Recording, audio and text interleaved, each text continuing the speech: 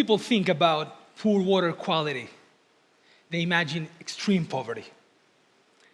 Images of people bathing in rivers or washing clothes in polluted streams come to mind.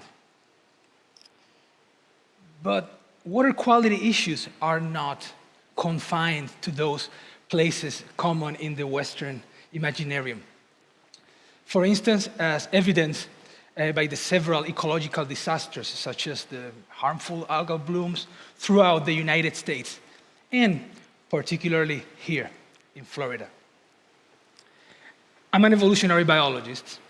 In my lab, we study how harmless bacteria can evolve to become dangerous to humans. We study several species of aquatic microorganisms. One of the ones that we study is the one that causes cholera. Cholera is a severe diarrheal disease that affects mostly places with very limited access to clean drinking water. You might have never heard of it.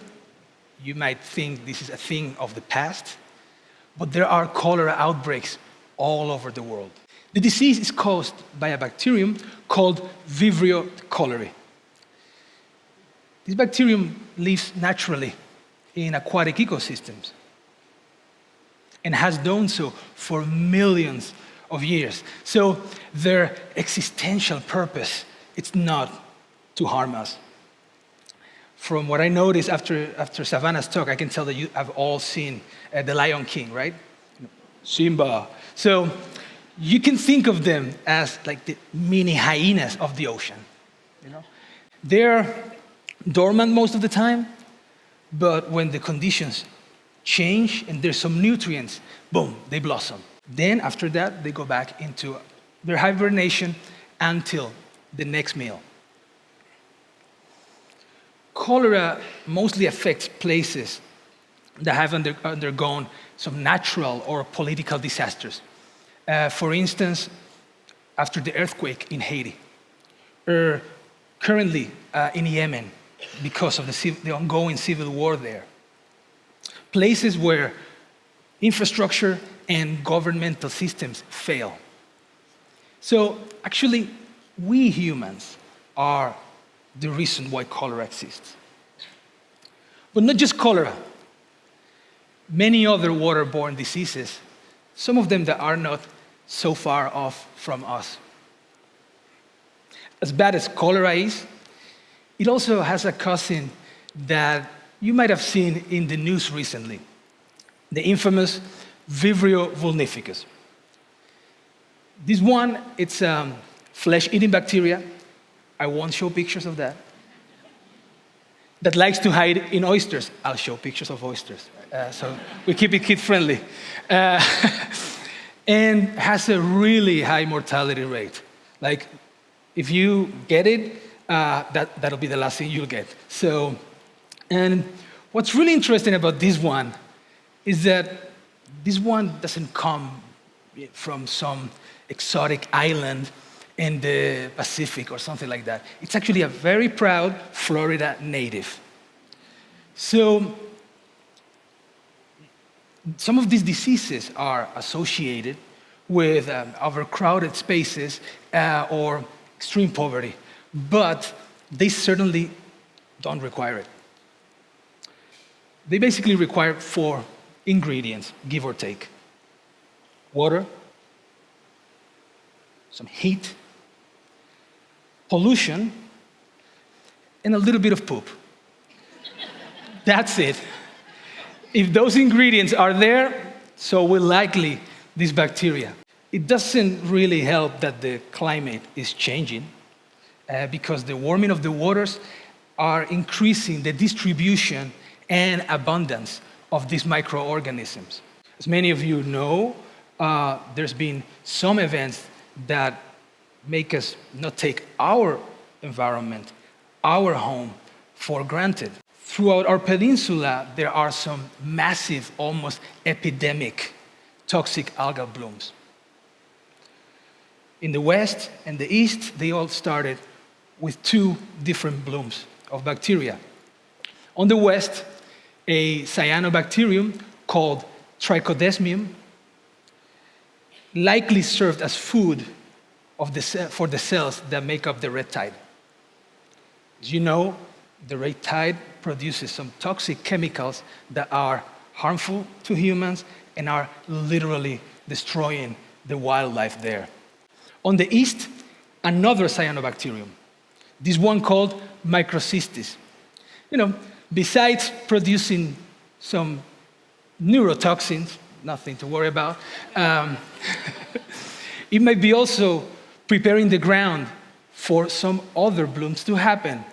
Guess which bacteria? Remember the mini hyenas that like to eat flesh? Those ones. These blooms are natural and self-limiting. However, a new set of conditions are making them larger and last longer. Aging infrastructure that leads to leakages in septic tanks or waste disposal. We are experiencing an enormous population boom here in Florida. Literally a double-digit increase decade after decade. That puts even more strain in the system. More frequent natural disasters and storms mix the waters, bringing the water inland with its nutrients to the coast and the coastal waters with the bacteria inland. Industrial deregulation and lack of environmental protection are allowing for the literal direct disposal of waste in our ecosystems. As you can tell, we're not too far off, and it's not far-fetched, that Florida might see an increase in this type of diseases. Scary, right? These are the good news. If you think about it, right, by understanding the very problem, and most importantly, acknowledging it, we can almost inherently find the solutions, right? Sustainable population growth, ecologically conscious urban and rural development, stricter regulations that prevent dumping waste in our ecosystems. We also need to increase our investments in endeavors that allow for the monitoring and surveillance and protection of our coasts and our environment, so that we can track or at least predict these events before they happen or grow out of proportion. I think these are all common sense goals, right? And I believe that we can achieve them if we have the power and the willpower to pursue them. The stakes are kind of high. My talk is not the feel-good one, because I'm talking about flesh-eating bacteria and toxin-producing algae. Also, we don't really know, the potential outcomes of this.